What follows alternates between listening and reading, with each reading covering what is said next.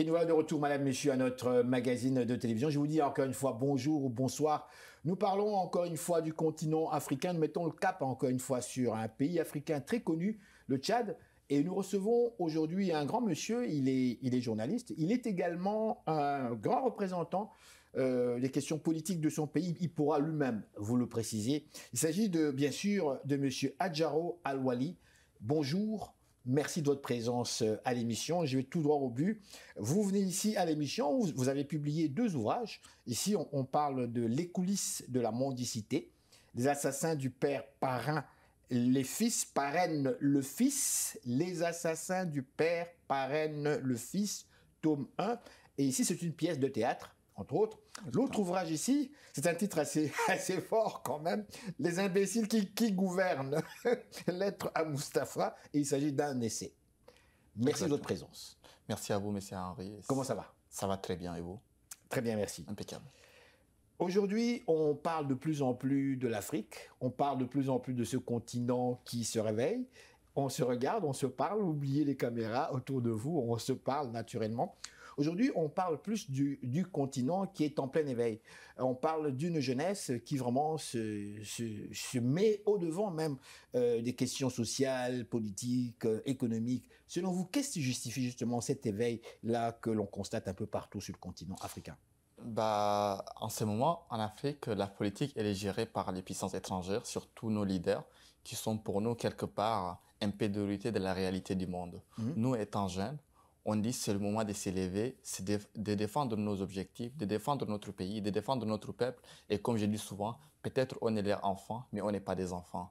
Maintenant, nous, ce qui nous a réveillés, c'est que de voir notre pays et la réalité de notre continent qui se dégrade de jour en jour. C'est pour cette raison que la jeunesse tchadienne, y compris moi, la jeunesse africaine, y compris plein d'autres, se réveille pour réclamer leurs droits. D'accord. Les plus élémentaires. D'accord. Alors, je vais vous laisser vous présenter synthétiquement. D'accord? Qui êtes-vous? Et moi, c'est Adjaro Al-Wali. Je suis journaliste, commercial dans la vie. Je suis écrivain et aussi leader politique tchadien. D'accord. Vous êtes un leader politique tchadien. Exactement. Pour vous, qu'est-ce que c'est qu'un leader politique, monsieur? C'est celui qui défend son peuple, qui défend leurs droits et aussi qui défend la liberté les plus fondamentales de notre peuple. C'est lui qui se met en avant et qui demande aux autres de s'élever ensemble et de défendre notre pays et notre peuple. Le continent africain émerge sur le plan politique, sur la scène politique internationale, sur l'échiquier politique international. On parle des années 58-60.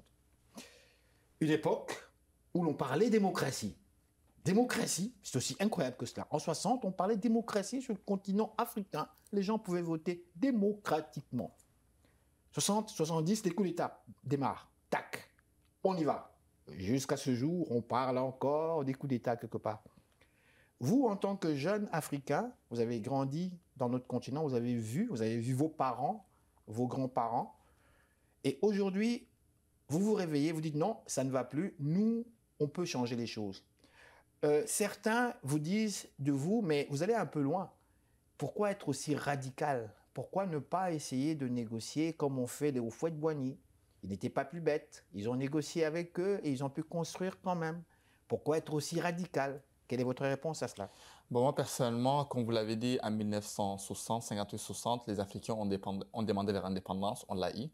Et après, ils parlent de la démocratie. La démocratie, pour moi, ça n'a jamais encore existé en Afrique, la vraie démocratie. Parce que si on voit aujourd'hui bien nos élections, elles sont à moitié triquées, même si je ne vais pas dire et pas exagérer qu'à 100% triquées. C'est que les peuples, ils votent X et c'est Y qui gagne demain. Quelque part, je vais aussi ajouter sur ça, pour votre question, c'est que nous, aujourd'hui, jeunes, c'est le moment de s'élever et aussi de défendre nos droits. Par exemple, aujourd'hui, au Tchad, comme un peu partout dans le monde, on a eu des élections, mais dans ces élections-là, c'est pas la vraie voix du peuple qui a été déjà rendue publique.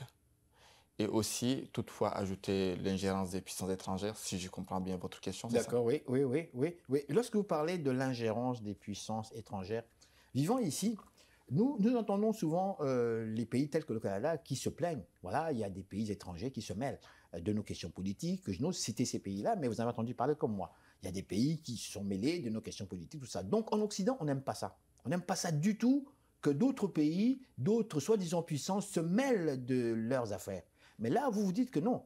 Sur le continent africain, les puissances occidentales se sont toujours mêlées des questions politiques africaines. Pouvez-vous nous donner plus d'éléments, disons, là-dessus? Bah, il faut les dire parce que si aujourd'hui on vit dans des pays africains, on ne voit pas que ces éléments des puissances étrangères se mêler sur notre politique, mais on voit aussi des militaires étrangers patrouiller dans nos villes. Si chez eux, ils ne veulent pas que ça soit ça, imaginons aujourd'hui un bon jour, des militaires tchadiens s'est patrouiller en France ou au Canada. Les peuples s'élèveront et demanderont le départ de cette armée-là. Pouvez-vous expliquer à nos téléspectateurs pourquoi cet état de fait? Comment se fait-il que dans un pays africain, on voit des soldats étrangers circuler? Bah c'est juste pour protéger les dictateurs, parce que c'est eux qui les mettent et c'est eux qui les protègent. Parce que si on les laisse entre Tchadiens, si par exemple le problème tchadien, on laisse que ces problèmes soient gérés entre Tchadiens, je suis sûr que le président, il ne dira pas, il va partir assez bientôt. Mais par exemple, les puissances, par exemple, moi je prends l'exemple de la France, que je n'ai pas peur de le dire, c'est que par exemple, il y a plein de militaires français qui se promènent au Tchad, dans nos villes, dans nos rues, pour protéger les dictateurs, pour que même, j'irai même un peu loin, c'est eux qui organisent tout ça, c'est eux qui les protègent, parce que si on les laisse, le peuple tchadien se soulève et demandera... Ça, c'est vous qui le dites, ça, c'est vous qui le dites. Quelles sont les preuves, mon frère? Sortez-les, vos preuves. C'est ce que vous affirmez, vous. Bah, mais c'est aussi simple que ça. Oui. C'est que si aujourd'hui vous voyez les Tchad, il y a plein d'images qui circulent sur le net, tapées. Il y a même un militaire français qui a assassiné un Tchadien. Mais ça, en plein centre-ville. Ça, c'est vous qui le dites. C'est une vérité. Tapez sur Internet, tapez sur Google, mais c'est une vérité. Et ces militaires, soi-disant, la France, elle nous dit le militaire, il s'est suicidé. C'est une insulte. Parce qu'un militaire, il vient dans la ville des Faya-Largeau, peut-être vous la connaissez, moi je l'appelle Faya. Oui, mais ça, c'est vous qui portez une accusation mais contre c'est une vérité, État c'est une vérité. Sans le avoir militaire, des il a accepté. Pertinent. Le militaire, il a avoué, il l'a reconnu, il a été jugé, il a été emprisonné en France. Et il y a quelques semaines, on voit qu'il s'est suicidé dans la prison, mais ce militaire, il a été jugé, il a accepté son crime, qui est de venir chez nous, au Tchad, assassiner un citoyen tchadien. Comme on dit, bévu, il s'est laissé aller, un accident, possiblement. C'est pas un accident. Pour nous, tu viens chez nous, tu nous assassines, c'est pas un accident, tu es un criminel. C'est quelque chose de sérieux, alors. C'est pour ça qu'il y a un exemple qui dit une tomate pourrie peut pourrir les autres. C'est que pour nous, si un, il fait l'acte, on s'est dit dans nos cerveaux que les autres aussi peuvent faire ça. Et ça nous fait peur. Ça fait peur à notre peuple. On peut bien saisir cela. Je vais revenir à vous. Je vais revenir à vos deux ouvrages parce que le temps passe tellement vite. Les coulisses de la mendicité. Je vais vous demander rapido presto de nous en faire une petite synthèse, s'il vous plaît.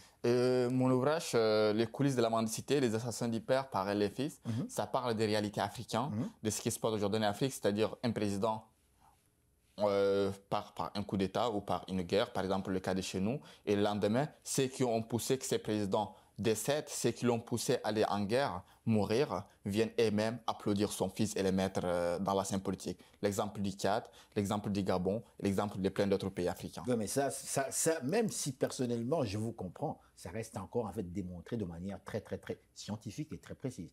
Avez-vous des éléments pertinents qui appuient vos affirmations? Lorsque vous affirmez par exemple que le président a été mis là par les Français, que ce soit en Centrafrique ou au Tchad ou en fait Gabon, avez-vous des éléments pertinents? Si on recevait le président gabonais ici, croyez-vous sincèrement qu'il va vous dire oui? Bah, honnêtement, entre Africains, on connaît ce qui se passe chez nous. C'est aussi simple que ça. Par exemple, le cas du Tchad, qui est un sujet que je le connais bien, c'est que Emmanuel Macron, le président français, il est venu à la veille de la mort d'Idriss Déby pour applaudir son fils qui a fait un coup d'État constitutionnel. Il est venu la veille. Il est venu la veille pour participer à la cérémonie, applaudir le fils d'Idriss Déby qui va devenir le président du Tchad. On a une constitution qui est contre ça. Et notre constitution, il est clair. En cas de mort des présidents, le président de l'Assemblée nationale devient le président. Mais où vient le fils d'Idriss Déby? Où vient Mama Kaka? On ne connaît pas son poste. On ne connaît pas ses capacités. On ne connaît même pas sa politique. On ne connaît même pas ce qu'il va apporter pour le peuple tchadien. On fera tout, je vous le promets, on fera tout pour essayer de lui parler lui-même. Lui-même, votre président du Tchad. Maintenant, ici, nous avons, pour lui poser justement cette question-là, nous avons ici un dernier ouvrage que vous avez préparé ici, Les imbéciles qui nous gouvernent. Est-ce que c'est bien dans cette continuité? Tous mes ouvrages, tous mes écrits sont dans cette continuité-là. C'est de dire que ceux qui nous gouvernent aujourd'hui, ce n'est pas des leaders qui sont là pour nous. C'est des personnes qui sont assoiffées par nos sangs et qui sont là pour nous assassiner, pour nous massacrer, pour nous voler, pour nous violer et pour nous mettre dans un pétrin. Aujourd'hui, comme je l'ai dit, le Tchad ou l'Afrique, on est dans une impasse. Et pour que cette impasse-là, on trouve une route pour passer, il faut que la jeunesse s'élève à travers nos mots, à travers nos dires, à travers notre philosophie, à travers nos compétences de tout un chacun et de vouloir changer les choses.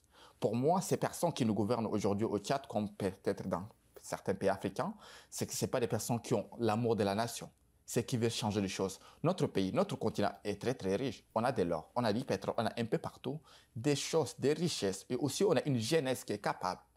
Mais dommage que ceux qui sont devant, ils assassinent les jeunes, ils nous volent, ils nous violent. Comme vous le savez, on est en Afrique et il y a toujours une main étrangère qui essaye de nous pousser dans un trou.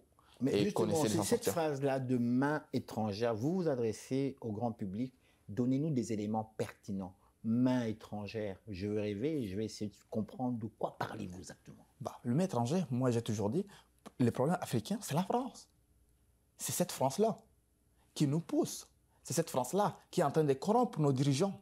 C'est cette France-là qui est en train de décider à notre place. Et comme il y a un adage qui dit, tout ce qui décide sur nous, sans nous et contre nous. Dites-moi, qu'est-ce qui empêche cette jeunesse-là de la changer? On a vu le Sénégal dernièrement. Le Sénégal, c'est comme moi je dis, c'est l'exemple de la démocratie en Afrique, le Sénégal. Ils ont fait ces changements-là, mais après avoir lutté, après avoir travaillé, après avoir éduqué leur jeunesse. Nous aussi, comme un peu partout en Afrique, par exemple au Tchad, on demande de conscientiser cette jeunesse-là, de leur pousser à faire des bonnes études, d'avoir des compétences. Et un jour viendra notre tour. On sera comme le Sénégal. Vous-même, on va juste souligner votre formation. Monsieur, vous êtes? Moi, dans la vie, je suis un commercial.